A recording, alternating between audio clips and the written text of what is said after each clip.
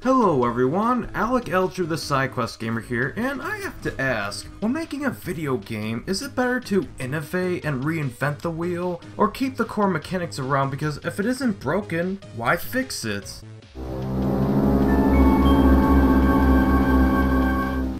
Now, we've all played video game sequels. Heck, the entire industry encourages the production of video game sequels. It makes so much sense from a business perspective because, like movies, if they did it so well the first time, why not do it again? It's very profitable that way. Sometimes the first one is just really good, but a little rough around the edges. The sequel would have the opportunity to alleviate the flaws and improve the existing mechanics, but if the first one is so good that it's hard to find any flaws to alleviate, the sequel is presented with a difficult task of how to impress players once again. And that can be done in two ways. One, just focusing on fixing the flaws and making a few additions with different stage designs, or 2. Reinvent the wheel completely and make a new game, like new graphics, new game engine, new jump physics, new ways to control your character, new ways to solve puzzles, new weapons, new game world, new story, new assets, new everything at the end of the day. There are pros as well as cons to making the sequel either way. If you just stick with what worked and focus on that, you're more than guaranteed to get around less than, equal to, or slightly more praise than the game it's following up. But if you do little to improve upon the game, it will just be seen as more of the same, and therefore not as impressive as the first game, regardless of minor design fixes. Because if it didn't provide a completely new experience, then why not just play the original? Or maybe it's more the same, but less than at the same time, whereas it controls the same, the physics are the same, nothing has really changed except there's something less of what the first game introduced. An example of this is New Super Mario Bros. 2. Other than the coin gimmick, all they really did was swap out new backgrounds for the worlds they added, and that's really it. It felt way too similar to New Super Mario Bros. Wii, which itself felt like more of the same, yet less than the amazing New Super Mario Bros. For the original DS. I wasn't impressed by it, and as a result, I didn't have much fun with it. There are other design elements in there that annoy me, but my main criticism, as well as a lot of Mario fans' criticisms with this sub-series, stems from just how samey it is after New Super Mario Bros. DS. Yes, while it functions, it doesn't function well as a follow-up to one of my favorite Mario games. This is a sequel that suffers from stagnation that started even as early as New Super Mario Bros. Wii. You need more than just co-op and a few swapped backgrounds to sell it as a new experience, but sometimes even an entirely new experience itself can detract longtime fans of a series or genre of video games. The Mega Man X series had 6 games all in 2D, and despite the PS1 being a console filled with memorable 3D games, Mega Man's X4 through X6 and Castlevania Symphony of the Night seem to be the exception to that rule. The Mega Man X games, like the classic series, all play similarly to one another. Some are better than others, but only fans of the series and not casual players playing the games for the first time would notice a difference between the games in the respective series. So what does Mega Man X do for the PS2 since now 2D games are very rare in the 6th generation of console gaming? Mega Man X7 comes out. It's a Mega Man game, but now it's in 3D, with some 2D sections, but it's mostly 3D. The three-dimensional spaces were the selling point of the game, and many would say it's an utter failure despite being completely different mechanically.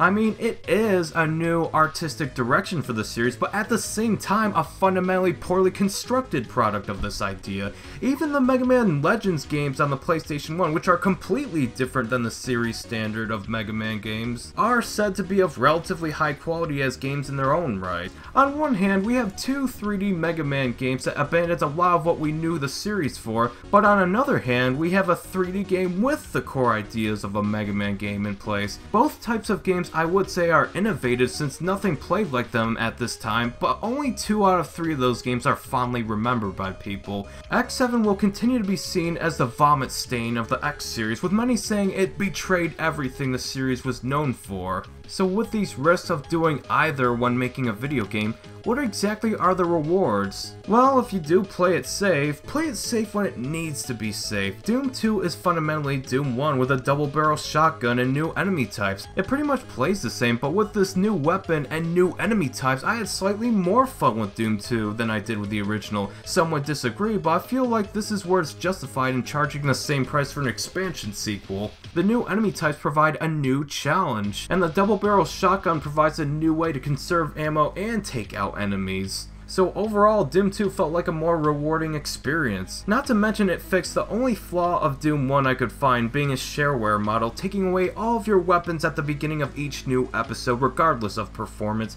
At least now I can lose my weapons because it's my fault when I died and not the game's, thanks to ditching the episodic structure. Mega Man X2 is similar in the expansion sequel department because X1 is a near perfect game, so X2 didn't really need to fix what wasn't broken, and instead provided different levels designs, 8 new weapons, new story that's actually kind of interesting, and that's it. It feels very similar to X1, but only made minor improvements where it needed to. Take that as you will, but I actually found it pretty refreshing regardless. And as a result, I like X2 more than X1. But I do know some people who like X1 more than X2 for the exact same reason, except they look at the expansion sequel in a more negative light. But I do find it much more admirable when a sequel reinvents the series. Super Mario Bros. 3 was much different than 1 and 2, but improved upon the controls, graphics, level design, and everything, so much so that I felt like I'm playing a vastly improved, artistically new experience, rather than just a slightly improved similar experience. Same can be said with Super Mario World, since it continued to reinvent the series.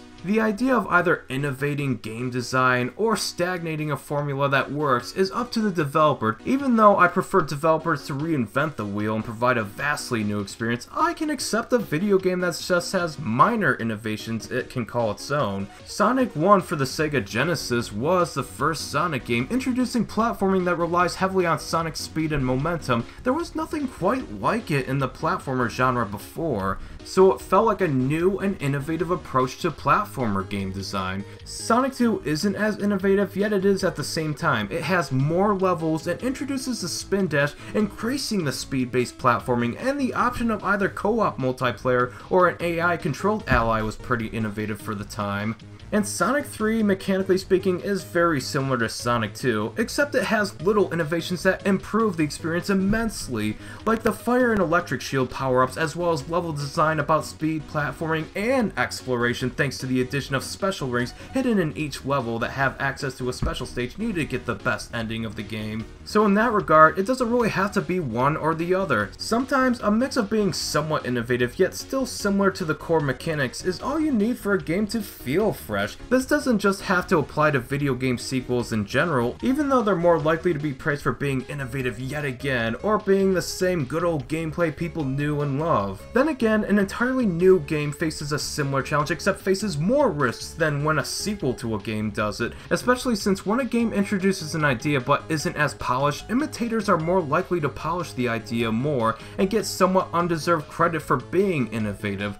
Kind of like how Infiniminer introduced the block world, yet Minecraft popularized the idea because it's more polished in execution. Because of Infiniminer's limited exposure, Minecraft was able to feel fresh in a video game industry that rewarded standard first-person shooters and zombie games at the time. It felt like a fresh idea, even though the idea has been done before. Or maybe a game just needs to take an existing forgotten idea and reintroduces it to a new audience with many things to call its own, like Yooka-Laylee is doing with the collectathon platformer genre, or Shovel Knight is doing with the 2D platformer genre. Many people adore these games as of right, just because it reintroduces a concept that hasn't been done in that way for such a long time. Stagnation of an idea only seems to happen when a game uses the core ideas, gets worse in quality every time, kind of like 2D platformers in the early 90s. Those games oversaturated the market at the time just for meeting the bare minimum. Despite games like Sonic and Mario World still being celebrated and they were released in the 90s, not many people remember the average titles like the first Toy Story game except those who grew up with it. All that game did was just be alright through its entirety, but not doing anything remotely new or exhilarating.